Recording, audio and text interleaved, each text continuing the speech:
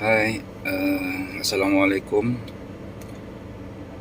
Hari ini saya sebenarnya sedang tunggu anak daripada sekolah. Dan saya sebenarnya baru balik daripada Penang kerana ada satu seminar uh, pemain-pemain industri dalam kedai makan lah. Di situ kita dapat banyak ilmu-ilmu, dapat pendedahan bagaimana mereka melakukan, bagaimana cabaran yang mereka hadapi, siapa mereka dulu dan siapa mereka sekarang. Alhamdulillah, itulah perjalanan hidup kita.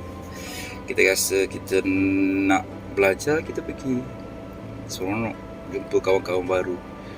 Luar biasa, lebih 400 orang pemain-pemain industri kedai makan berada di Penang semalam. Hari ni sebenarnya saya nak berkongsi lah. Saya tak tahu, ada orang yang bertanya, Abang Ji ni siapa? Siapa sebelum ni? Apa kisah hidup? Mula-mula saya rasa macam cerita saya tak menarik sebenarnya. Tak ada yang part-part yang menarik. Tetapi saya cuba buat lah. Saya teringat ada satu buku novel. Tajuk dia ialah Sutera dalam Lukisan.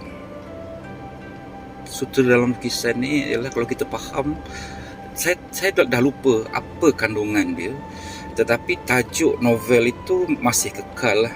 Dan dia pernah sampai cerita 20 tahun dulu, 30 tahun dulu. Ketika tu saya kononnya lah, berimpian untuk mempunyai restoran sendiri. Dan saya dah buat kertas kerja dia. Saya dah buat kertas kerja dia untuk restoran. Nama restoran tu Sutera dalam Lukisan. Tapi yang lekat dalam diri saya sampai sekarang. Dan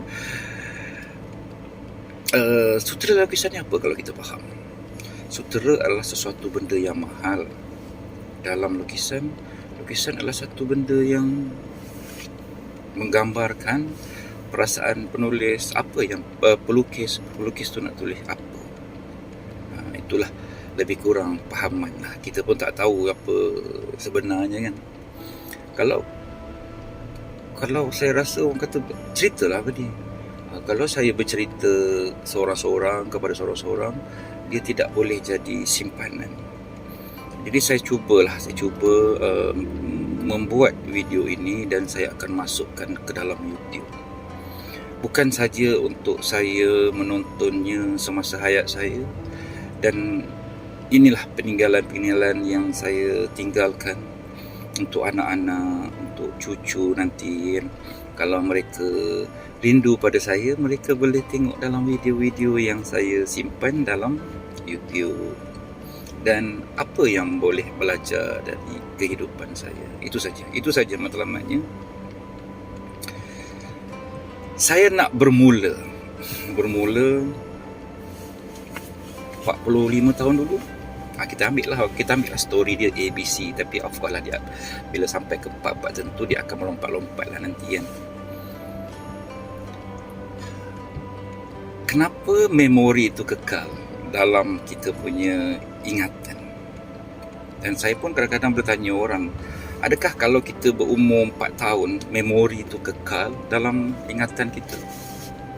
Tetapi saya ada satu memori yang kekal. Kenapa memori itu kekal, saya pun tak tahu. Tak ada jawapan dia. Kenapa memori itu kekal dan kita boleh ingat perkara tersebut. Kisahnya ialah pada suatu hari, pada tahun 1975-76, ketika saya berumur 4 tahun,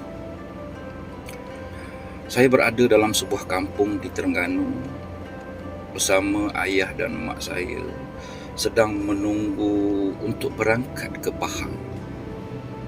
Saya masih ingat lagi, pak saudara saya, nama dia saya panggil arwah dah, nama dia Bak. Dia ni bawa teksi tau. Dia ada kereta teksi Mercedes lama. Jadi kami adik-beradik dengan mak bapak, ayah dan mak saya naik teksi itu diikuti oleh sebuah lori kecil di belakang menuju ke Pahang. Yang saya nampak masih ingat lagi perjalanan melalui jalan lama Kuala Berang ke Jerangau, ke Kuantan dan seterusnya ke Pahang, dan akhirnya sampai ke Jengka 15.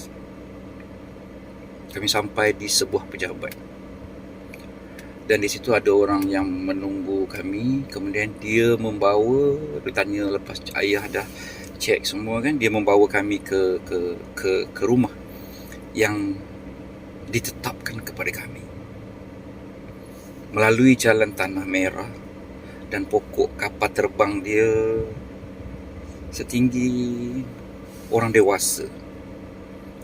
Kereta teksi tadi tu dia dalam petang lah macam tu kan. Apa yang saya nampak, berhenti di satu kawasan tempat yang air waktu tu air pili. Pili tu pili awam yang memancut-mancut keluar. Dan saya nampak lagi kita turun, ayah saya ambil parang dan menebas pokok-pokok kapal terbang tu untuk laluan naik ke sebuah rumah kayu yang kiri kanannya terhalang oleh pokok-pokok kapal terbang setinggi kepala tu. Rumah kayu yang serupa. Saya adalah anak peneroka, dan disitulah bermulanya titik point ayah saya cuba mengubah kehidupannya. Dan apabila saya naik ke rumah, saya masih lagi teringat nampak tahi-tahi cicak, nampak paku-paku yang belum dibersihkan. Okey, saya bermula di situ. Kalau menarik, komen, nak dengar cerita seterusnya. Kalau tak menarik, saya berhenti di sini.